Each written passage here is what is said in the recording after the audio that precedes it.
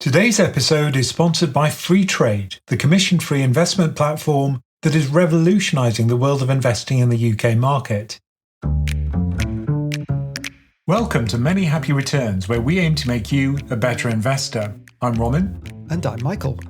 ESG funds lured investors with a promise of saving the planet while getting higher returns along the way. But after years of inflows, investors have begun to pull their money. I want to know whether ESG is beyond redemption and if there's a better way to approach sustainable investment. And in today's dumb question of the week, why are there multiple oil prices? All right, let's get into it. So we actually did an episode on ESG right when we started. I think it was our 5th episode. And that was in early 2022 and was just when the ESG backlash was beginning, just starting to bubble up. It's fair to say since then, it's really come to a crescendo, hasn't it? Yeah, I mean, it's very difficult, I think, for a fund manager to launch a new ESG fund at the moment, if not impossible. I mean, it's not just that they're avoiding launching new funds, it's that they're shutting down lots of ESG funds. So the Wall Street Journal reported that 32 sustainable funds closed last year and 6 just dropped the ESG badge from the fund. Yeah, with all these ideas, you've really got to see whether it becomes popular. And in this case, it's pretty much had a huge backlash. Now, to be fair, I think there's a certain type of person who's pushed back more than another type of person. But overall, you can see why the star of ESG is no longer in its ascendancy. I mean, the kind of person that pushing back, were you thinking it's someone with a red hat in America?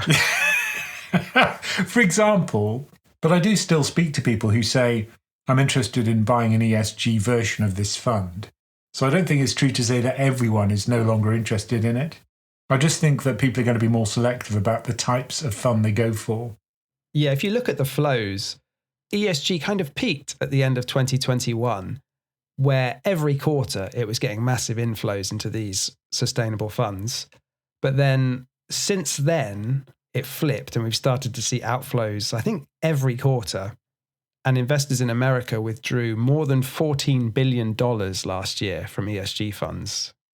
And part of me wonders, is it because of this political backlash against the idea? Or is it because ESG funds had a terrible 2022 with their tech overweight and energy underweight? Because it seems to have correlated with the bad performance. So maybe it's not just the political backlash here.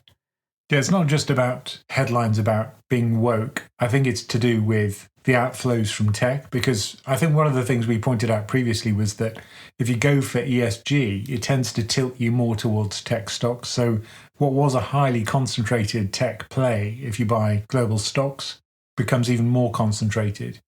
And of course, in 2022, as you say, the returns were pretty awful during the tech wreck. Because that was the weird promise of ESG over the last 10 years, is its advocates were saying, you can have your cake and eat it, right? You can be environmentally conscious and socially conscious and targeting companies with good governance, while also outperforming the broad stock market. It was these two promises, like you can be good and make money. Which I always thought was questionable, because what it's going to create is a tilt away from energy towards tech. And in certain environments, that will do well, but not in all environments. And we saw in 2022 an environment where it went badly, badly wrong. If you look back at these ESG funds since their inception, or at least over the last 10 years, they haven't outperformed. They had a period of outperformance, but over the whole period, they've actually underperformed slightly. The research was done by a company called Scientific Beta, and they looked at US ETFs, and they looked at Bloomberg's categorization as socially responsible or ESG. And what they found was the average annual returns over the period from 2012 to the end of 2022, ESG ETFs were 0.2 percentage points lower in return than comparable non-ESG ETFs. So does the question of their higher return hold up? And the answer seems to be no. And what was interesting is that, yes, that was the headline underperformance. But then they also looked when you adjust for the factor tilts and the sector tilts. And they found that once you adjust for those, the underperformance gap actually worsens to around 0.7 percentage points. Because presumably what they would have done then is to look at tech stocks which had higher ESG scores versus other tech stocks with lower ESG scores. And tech was the big success story, of course. Exactly. I mean, maybe you could say, oh, that's a small underperformance, really. But over a long period, that would compound. And the prime driver of it seems to be the difference in fees. So the expense ratio for ESG ETFs averages around 20 basis points, so 0.2%, whereas comparable non-ESG funds, it's half as expensive, so just 10 basis points. So if you were being cynical, you could say this is just another attempt to rebrand what is beta, just market tracking, into a more expensive form of beta by adding a few whistles and bells. That would be my cynical take on it. I mean, there was a nice article from Aswath Damodaran who kind of sums that up with some banging quotes. The one I liked was, ESG is born in sanctimony, nurtured with hypocrisy, and sold with sophistry. It's a great quote. It's harsh, isn't it? I was surprised how anti he was. Oh, he really hates it, doesn't he? But he thinks it is that cynical. He thinks it was a way to have this kind of wishy-washy definition of what's a good company and what's a socially irresponsible company without kind of a hard classification, and then, use it to jack up fees. Oh, this is a great quote. Like pyromaniacs complaining about the fires around them, ESG advocates who choose to be arbiters of social good in a world divided on many issues protest that ESG has been politicized. I mean, it's a fair point, really, isn't it? These ESG scores, which indices use to compile them, so they give every company a score and say, this one is socially good, this one is medium, this one is bad, and then the index gets weighted on that basis. They are not really objective, are they? Because how do you know which companies are good? Like, you could maybe say generally oil companies are less good maybe than battery companies. I don't know, but that doesn't seem to be how these scores really work. It's done on a self-reported basis often. And when you look at it, you can find it surprising. Like companies like Tesla sometimes don't make an ESG index because of the way it treats its workers, whereas a company like Shell sometimes does. But let's for a moment imagine that there was some kind of objective truth about what constitutes an ESG company. What you'd expect is if you asked two different companies to rate the same stock, they'd come up with the same answer. And in aggregate, if you looked at those statistics, you look at the correlation of the rankings. And there's a paper by ESMA, the European Securities and Markets Authority, where they find a level of correlation of 60%, so not particularly high. So that's saying that there's a big difference between different ESG indices, like the companies in them aren't the same. Yeah. Whereas if it was objectively apparent whether a company was ESG or not, then you'd expect a much higher correlation. And by comparison, if you compare that with credit ratings, AAA, BB, whatever, that's 99% correlated across the big rating agencies like Moody's, S&P and Fitch. So that suggests that is more objective. That's looking at hard data and saying, this is the truth. Yeah, this company has this probability of default in the next X years. Yeah. So I think the subjectivity is a problem. And I think ultimately, another issue I've always had about it is that not everyone's ethics are the same. I personally like nuclear power. Maybe it's because I'm a physicist by background. Other people think that nuclear power shouldn't be included. Germans. Yeah.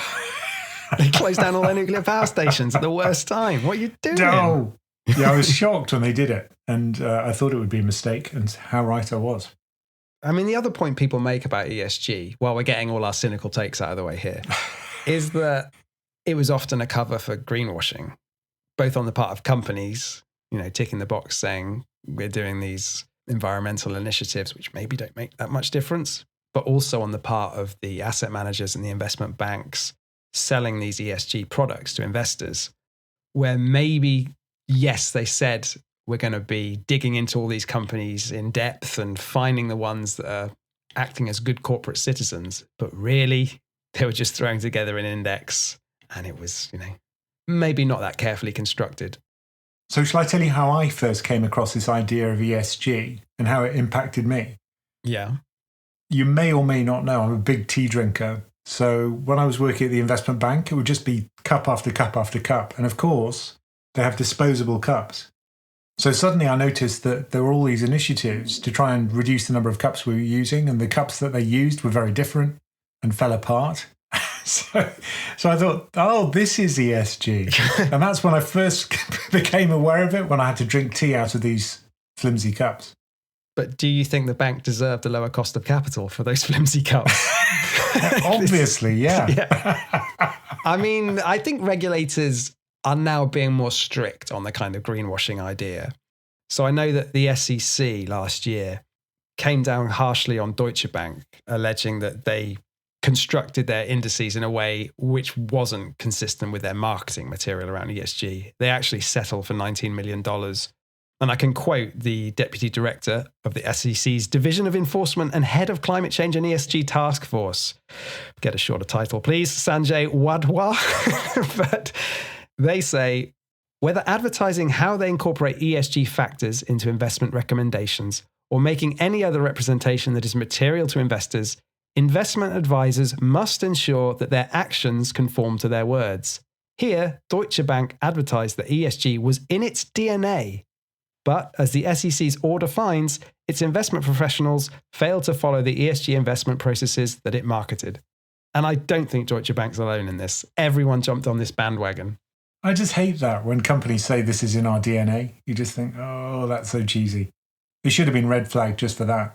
Maybe they were. I mean, Deutsche Bank needs to find some way of attracting capital. Ooh. I don't know why we're being so harsh on the Germans today. It's the way it's going. But I saw that even things like government bonds have come out with green versions. The UK Debt Management Office has green bonds. So it's expanded not just from equity capital, but also into even things like sovereign debt. For the same reason, I suspect, which is that if you can sell the debt and make it more attractive, then it's just a marketing ploy. That would be my cynical take on it again. I mean, it's easy to be cynical about this stuff because, to be fair, a lot of it is nonsense. But saying that, like, my view is that climate change is a big deal, one of the biggest things facing the world that we're going to need to deal with. Our kids are going to need to deal with it. And it would be good if capital markets reflected that. And even just in a cold, hard capitalist numbers point of view, climate change is a risk, right? It's a material risk to the earnings of lots of companies. Obviously, things like oil companies are going to have to adapt to the net zero world. But every country, right? If it's selling into countries which are going to be experiencing more natural disasters, like climate change is a huge risk. What I think was a mistake was this bundling of ESG, environmental, social, and governance. Like, they're very separate concerns. And like you say, not everyone's ethics are going to be the same. But I wonder if there should have been a green tilted index and then various socially responsible indices, depending on your politics. And then governance, I kind of think, well, all companies should be working in the interest of their shareholders. This governance idea kind of should be implicit, right, when you're listing on a public exchange. But just imagine if there was like a non-arsehole index where you just couldn't invest in a company that hired arseholes. I mean, it wouldn't even exist in the financial sector, which is replete with them. I don't think any sector is going to be arsehole free. It's like a universal law. If you work in a team of 10 people, there's always one. It's like when you get these indices which are like World X USA, you want World X arsehole.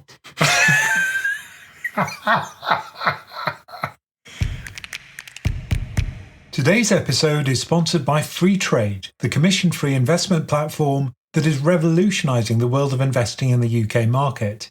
Freetrade offers you over 6,100 US, UK, and European stocks, ETFs, and investment trusts. With over 1.5 million users on board and having won the best online trading platform at the British Bank Awards 5 years in a row, they're a well-trusted trading platform. With Freetrade, investors have the opportunity to manage their investments in a tax-efficient way by opening a stocks and shares ISA. For those looking to consolidate their retirement savings, Freetrade offers a self-invested personal pension, or SIPP, so you can bring all your old pensions under one roof. And speaking of ISA and SIPP, Freetrade has a limited time offer giving away a free share worth between £100 and £2,100 when you open and top up or transfer an ISA or SIPP with at least £10,000 before 5th of April 2024. Curious how it works? Here's what you need to do.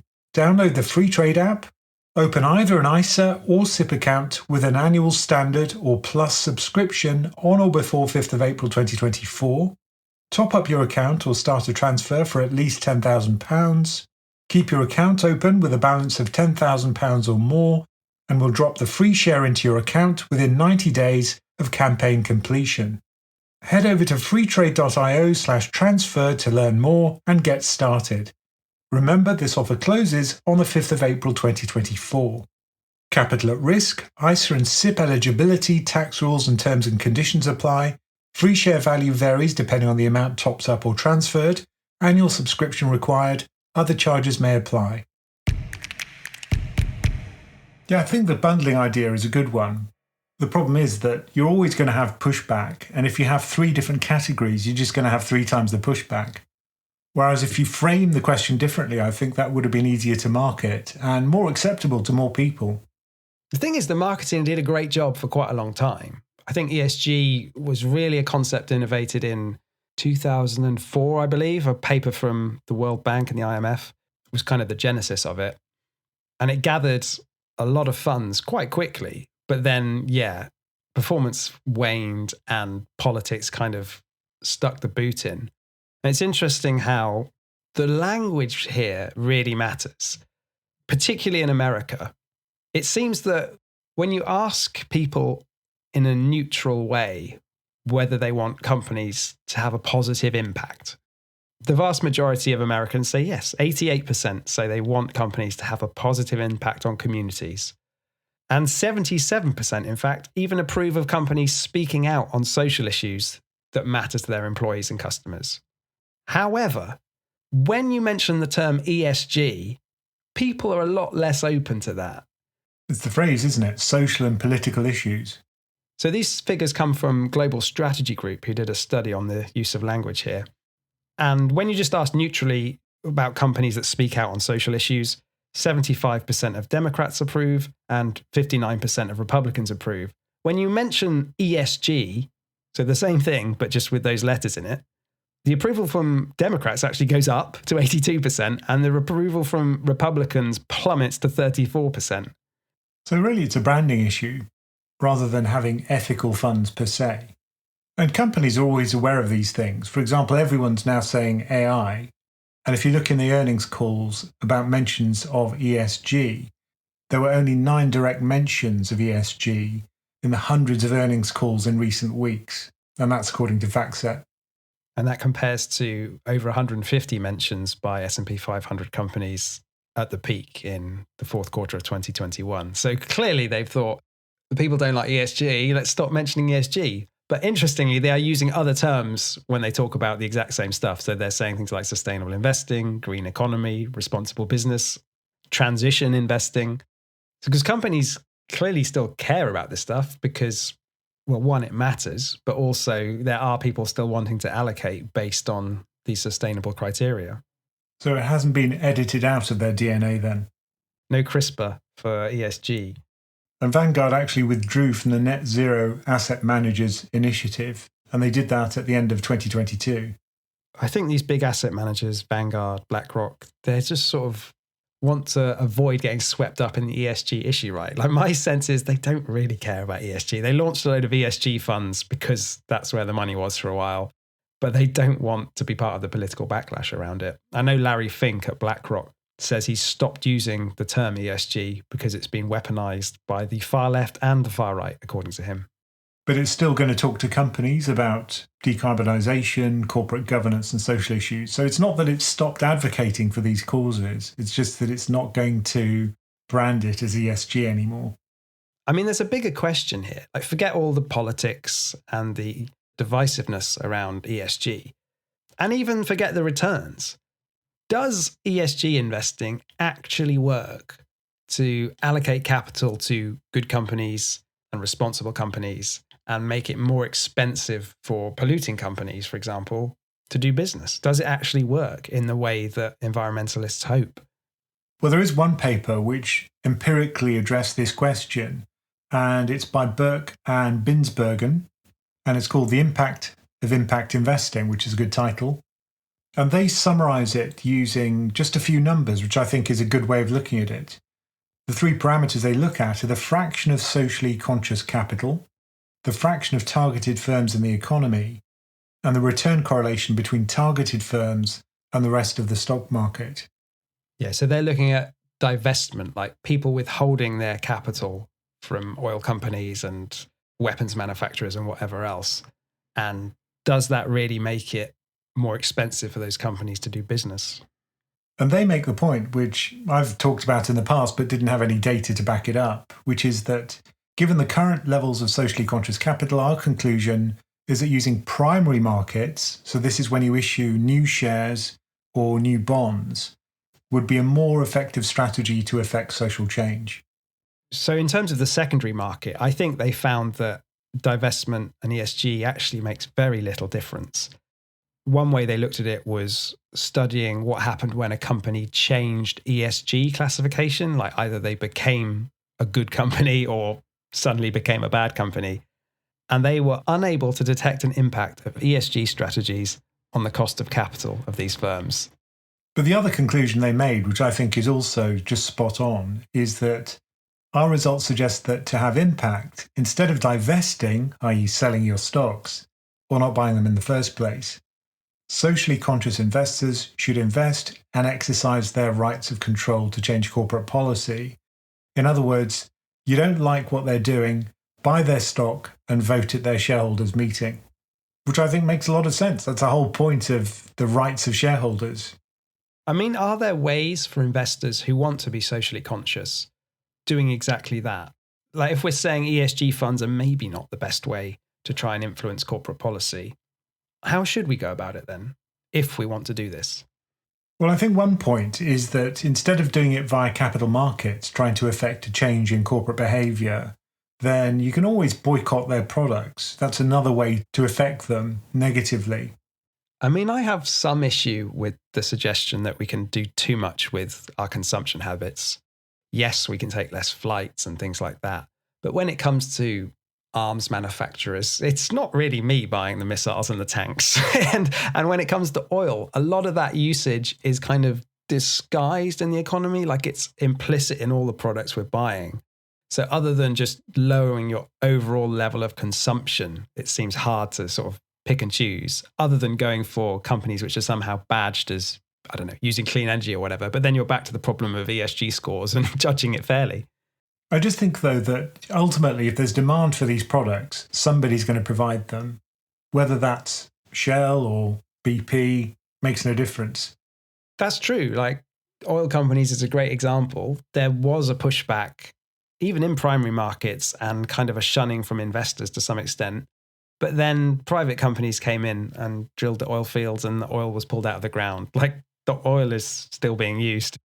Now, another way of approaching this is instead of crossing names out of a global index, which don't meet certain ESG criteria, is you actively invest a highly concentrated portfolio in stocks that are focused on a particular goal. Now, they often use the Sustainable Development Goals, which were published by the United Nations. So these are called impact funds, and you might go for a fund which is specifically keyed into reducing CO2 emissions. So they would invest in things like wind energy, solar energy, and their goal would be to reduce CO2 emissions by a certain amount every year.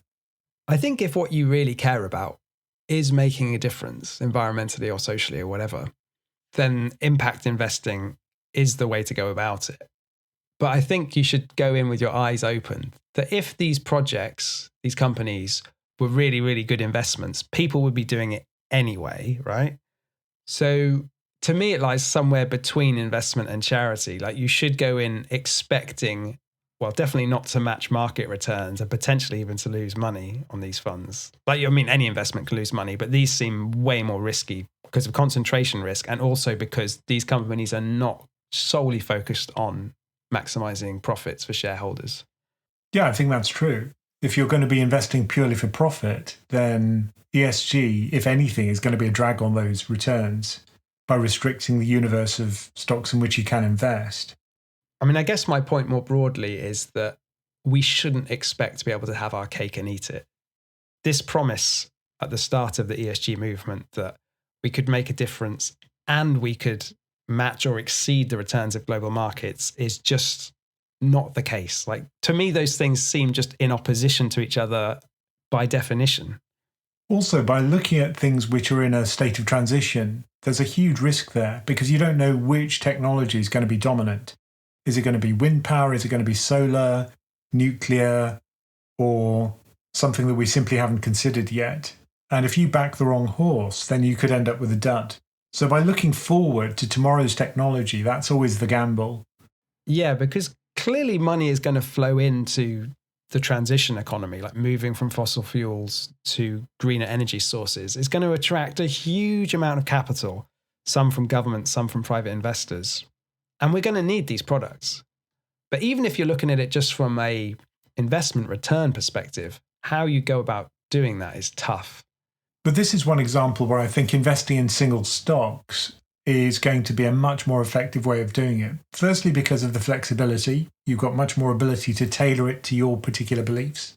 However, you have to spend a lot longer researching each company to ensure that it's what you think it is. Because often they say things, but then they don't do those things.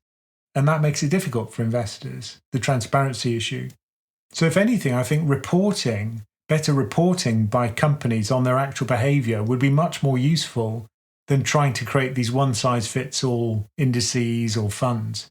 Oh, definitely. If you look at how an ESG score is actually put together, it's hundreds and hundreds of different criteria and judgments that are all meshed together into one number. And again, Damodaran sums it up. He says, the truth is that ESG scores today measure everything. Consequently, they measure nothing. So whether you think ESG investing is woke and something that should be avoided, or whether you want to invest using ESG principles, why not join our community and discuss it with other investors? To learn more about that, just go to our website, PensionCraft.com. Okay, today's dumb question of the week is, why are there multiple oil prices? We've discussed oil before and how important the oil price is for global markets and the global economy. But what even is the oil price? You hear so many different numbers banded around. Well, ultimately, this is a commodity, and these are usually traded in the futures market. And when you have a futures contract, you have to specify everything about the oil that's delivered, where it's delivered, the quality of oil, and when it's delivered. And immediately that tells you that there are going to be different contracts. The delivery point is going to be different, whether it's a US, UK, elsewhere, and the quality of the oil varies quite a bit as well. I want good quality oil. Who's going for the bad quality oil? Well, it has different uses because if you want to pave a road, say, with tarmac, then that requires a lower quality of oil. There's still demand for it, but you don't have to use the light fractions of oil for that. So the two benchmarks I hear most quoted are Brent Crude and West Texas Intermediate, WTI. What's the difference between these two things then? So WTI is a US price, and the delivery point there is Cushing in Oklahoma. Also, the quality of the oil there is very light and sweet, and that makes it perfect for refining into gasoline. Whereas if you look at Brent Crude, that's for delivery in the UK. So that would be for North Sea oil, for example. And I believe Brent Crude actually accounts for around 2/3 of oil crude contracts around the world and is the most widely used of these benchmarks. Yeah, despite a lot of oil not being produced in those fields, but it actually refers to oil from 4 different fields from the North Sea: Brent, Forties, Oseberg, and Ekofisk. But do these different benchmarks broadly track each other? Like, is the oil price, however you measure it, moving up and down at the same time? Yeah, usually. I mean, they're highly correlated, but there will be divergences. You know, sometimes production in one region will be affected, which will push up its price relative to the others. But look, the reason why oil is important is that it affects the global economy probably more than any other commodity price because it's an input to so many processes. Chemical processes, producing things like plastics, energy to fuel our economy, driving your car in many cases, energy generation, electricity generation, So really, that's an input to so many different processes and activities that it's a very, very, very important number. And these futures contracts are a way of standardizing what I guess are prices that fluctuate all the time depending on the supply and demand of oil. Yeah, the other dimension, of course, is the shape of the curve. So sometimes if you look at the futures curve, you'll get spot prices, those are delivered today, which are higher or lower than the ones delivered in the future. So this is contango or backwardation. And this just reflects supply and demand issues in the particular market you're interested in. Did you ever write a strategy paper called To Contango? Because you should have done. Yeah, clearly. So if you do want to get oil exposure, if you think oil prices are going to go up for whatever reason, then it's not as easy as you think, because if the curve is upward sloping, then you'd always be selling the short-term contract and buying the long-term contract, and that negative roll cost is going to affect you negatively. So just make sure you understand the impact of the shape of the futures curve, and preferably choose a fund which is going to reduce that roll cost. And as always, if you don't understand it, don't buy it. Just don't buy it. Don't buy oil. You don't need it. There's no risk premium. Thank you for joining us for Many Happy Returns. Do send us your questions, no matter how dumb, at the email address mhr@pensioncraft.com. And do remember to check out PensionCraft.com for all the information about our membership and investment coaching options. Many Happy Returns is a PensionCraft production, co-hosted and executive produced by Roman Nakiza and Michael Pugh.